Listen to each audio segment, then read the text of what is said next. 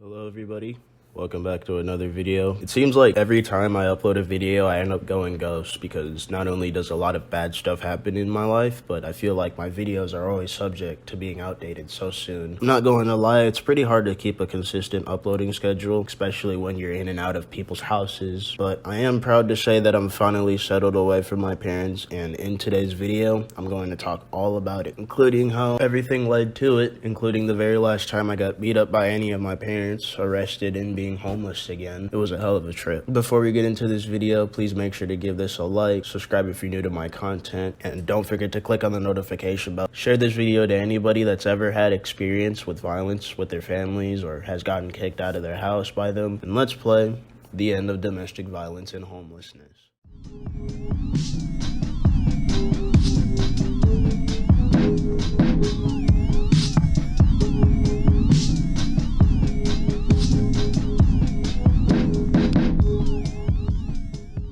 This story takes place 2 weeks and 4 days ago. I was up all night again. It was 5 in the morning and I was really hungry. It's harder to stay up when you're consistently putting nutrients in your body. Learned that in jail. I went into the kitchen to prepare me a bowl of rice with some soup. My stepdad then notices that I'm probably in the kitchen, considering that it's usually him and I that are up that early in the morning. And I knew he was thinking about it too, because he was quick to come down and act hostile. He went up to my face, right? He told me to put the food I was about to fix back in the fridge and not eat it. I told him he was being ridiculous for even telling me what I can't eat in my house, and that he was acting like a hypocrite, because chances are, if it was my brother or my mom, he would have said something along the lines of good morning and would go back to his room. It seemed like he wasn't even listening to me, because he kept telling me that I needed to put the food back if I'm not going to contribute any money, and this was after I lost my job, got scammed and everything. We argued for a few minutes about it, and I got pretty mad at him. He was trying to compare another scenario, like if I bought McDonald's or some shit I wouldn't share with him under any circumstance, or I'm not grateful because I don't contribute money. First of all, I don't have a car. He has 3 and he won't let me use any of his cars. He wouldn't even bring me to shit. He just expects me to figure everything out on my own. I don't know about you, but I'm not about to walk a mile to Walmart and another one back with groceries and freezing temperatures, especially knowing damn well my parents have much more of a capability to do it. Second, my parents have stolen money and shit from me before, so not only do I have trust issues, but I get paranoid as fuck very easily around people that I've gotten into some fucked up situations with, unless if it's like a close friend. Plus, they were asking for hundreds of dollars for bills that I don't even need, and they've been asking me for that kind of money for a while now. Even if I wanted to pay it off at that moment just to get over with it at the time being, I was damn near broke already with no job. After the argument, I put the food back just to get my stepdad to leave me alone, right? I accidentally dropped one of the containers with soup in it. No spill though, but my stepdad was furious. He started threatening to kick me out himself. It wasn't enough to break him though. He just kept yelling at me until I went out of the kitchen and back into my room, and that shit was just another boost in my anxiety. My sleeping schedule has kind of always been bad because of that, but ever since my girlfriend's mom started fucking with my relationship with her daughter and said she didn't want me coming over anymore for no reason, instead of confronting her about it, I left with all of my anxiety you can get and started a drug binge back in December. Every time I felt like my high was coming down, I'd smoke again.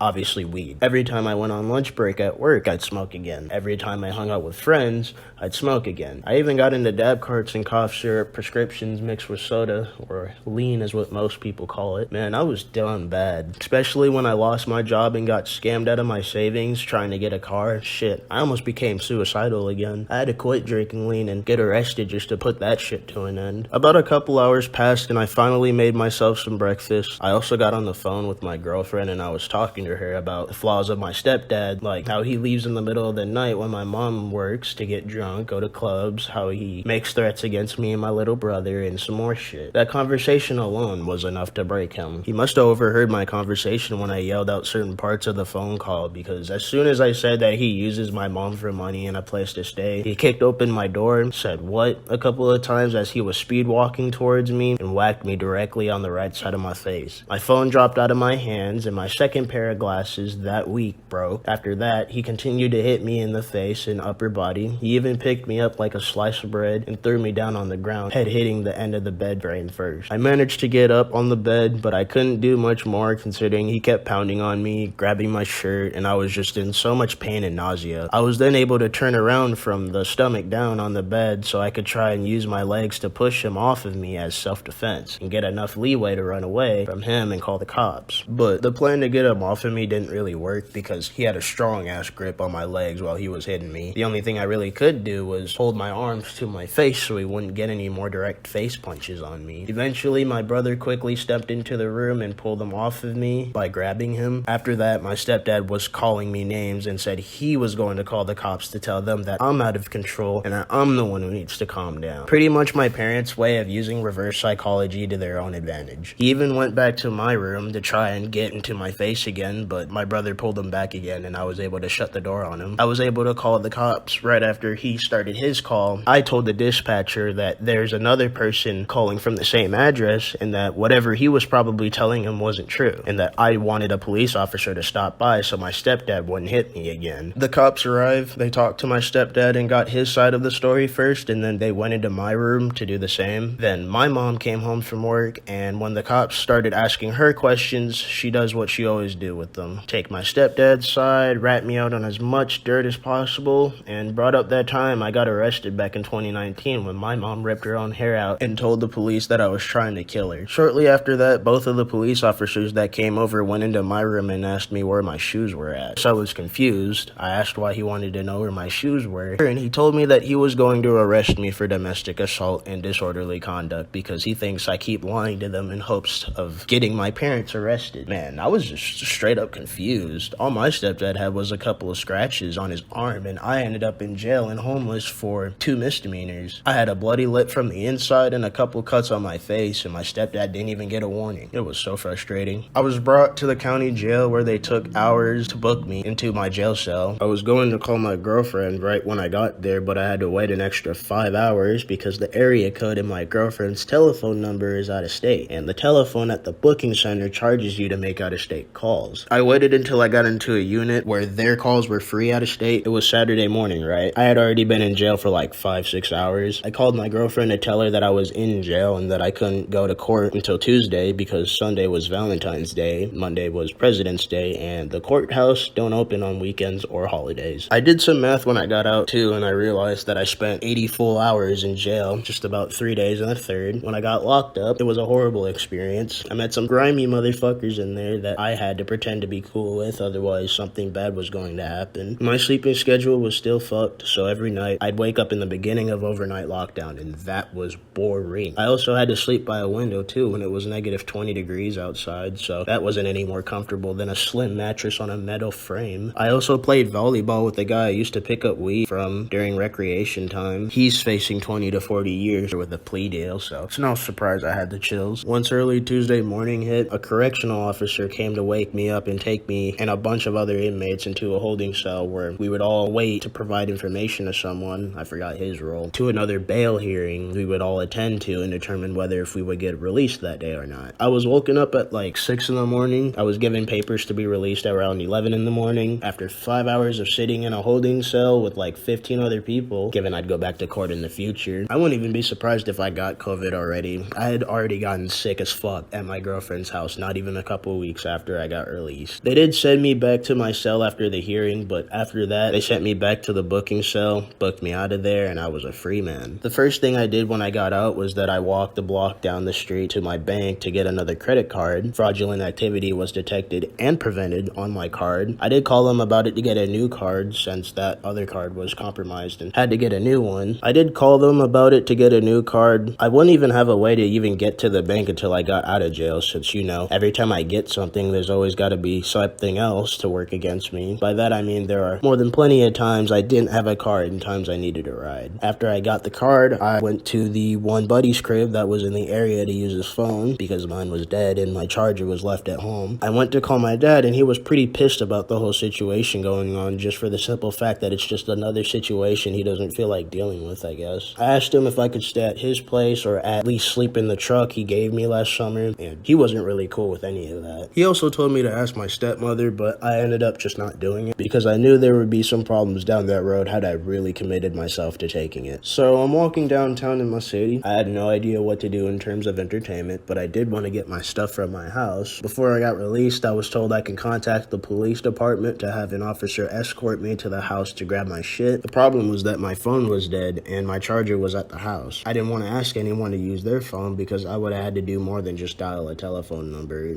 Chances are you're not going to have that shit in your head after randomly getting arrested and released from jail with a dead phone. Luckily, the police department was only a mile from where I was, which isn't much for a guy who's been walking damn near his whole life. When I got there was a red telephone that had a sign that said it automatically dials 911. I did that and requested for an officer to bring me to my house, and sure enough, after some waiting, finally got there with the help of 2 police officers. My brother answered the door when one of the officers knocked on it, but the cops wouldn't let me in to grab anything until my mom came home, as her and my stepdad weren't home. I stood outside and froze my ass off until she got home. She gave me permission to enter the house. I grabbed everything, said my goodbyes to my brother, and as I was just about to leave, my mom decides to steal the police's attention and brag to them about how I should get into classes to quit smoking weed, how I don't do anything in the house, how I pick fights, and just a bunch of bullshit just to try to get me in any more trouble. She even offered to give me a check she had already given me the money for a few months ago and decided to retract the check at the last second. The check was only like $90, but then again, $90 sounds pretty useful right now, and I'll explain later. After I got everything and left, I had the cops drop me off at a Dairy Queen because it was one of the only restaurants you could dine at, or at least sit inside to charge phone and figure out what to do. Once I finally charged my phone, I hit up everyone. A few people actually got back to me because that's just how people are, but I was able to find a friend's house to go to for the night. In this video, we'll call him Justin. Justin and I stopped at his dad's house first. They both smoked me up that night, and I was high as shit, man. I had already spent a day not smoking before I got arrested, since I ran out and I had lost my job again a few weeks prior. I also was up since 2 in the morning on that day. I wasn't that tired, but I also wasn't that awake. However, Justin told me that I had to leave the next morning because he had to go to work and nobody was going to be home. So I spent the majority of the night looking for another place to stay, but it was pretty unsuccessful. At first, I was planning on going downtown to a parking ramp to at least stay warm, but not only was it too frigid to go for a walk at the time, but if a cop found out I was loitering, I can get in more trouble. I called my girlfriend and asked if there was anything she could do, and sure enough, we were able to come up with the half-assed plan for her to sneak me into her place the next morning. Justin went and dropped me off at my girlfriend's house and had him keep all of my bags of clothes in his car, so just in case if my girlfriend's mom decides to kick me out of her place, I wouldn't have to carry 3 big bags full of shit. My girlfriend was able to sneak me in, but her mom did end up catching me sleeping on the bed. Man, I was knocked out cold. I barely slept that night. Her mom did wake me up, but she didn't kick me out. She was already getting ready for work. We did have a talk after she got back from work though, and she was pissed. She went off about how I don't do anything beneficial for my girlfriend and that I'm just another one of these niggas trying to get a quickie. Whole time my anxiety was through the roof. I even told her that and she wouldn't believe me. In fact, she didn't believe anything I said. I don't even know how we were able to get along at all afterwards. She gave me 3 weeks to look for another place to stay, but that went down to less than 2, and her mom's an alcoholic. She was pretty rude to me damn near the whole time and would always brag to her and my girlfriend's friends about how much of a deadbeat I am and how I'm not allowed to do this and that. Like, she really didn't want me around my girlfriend or in her room at all. She was even telling motherfuckers that I'm already an ex to my girlfriend. I was going to leave a day earlier than I did, but that's when I got really sick, but I left anyway the next day because I didn't want any more shit popping off between me and them. I did say my goodbyes to my girlfriend though. It was the last time I've seen her and probably will be for the next several months or whatever, or whenever I get my shit together again. I miss her a lot. Just a few days before I'd end up leaving my girlfriend's house, another friend of mine from school hit me up and wanted to talk to me about my living situation. We'll call him Sean. I told Sean that I was temporarily staying at my girlfriend's because I got arrested and legally can't come back home anymore, and I needed another place to stay after I would have gotten kicked out again. He then told me that he was getting a 2-bedroom apartment that is about an hour northwest from my old home and that I'm more than welcome to live with him. Granted, I would eventually need to get a job and that he would want me to get my high school diploma or GED sooner than I planned it, but I figured this is the only chance I have left to get everything back to normal. I went back to Justin's crib for the rest of February until Sunday night when I got picked up again by Sean. I spent the night at his place, helped him move everything from his parents' house to out of town along with a few other friends, and after we got settled, Sean bought some pizza for everybody. I would also be visiting visited and smoked up by another friend to drive all the way from the cities to see me. I knew it was going to be my last smoke up for a while, but much respect to those who would still pop out for me. 3 days later, I'm here using Sean's laptop to make this video because I forgot my charger to my laptop back in town.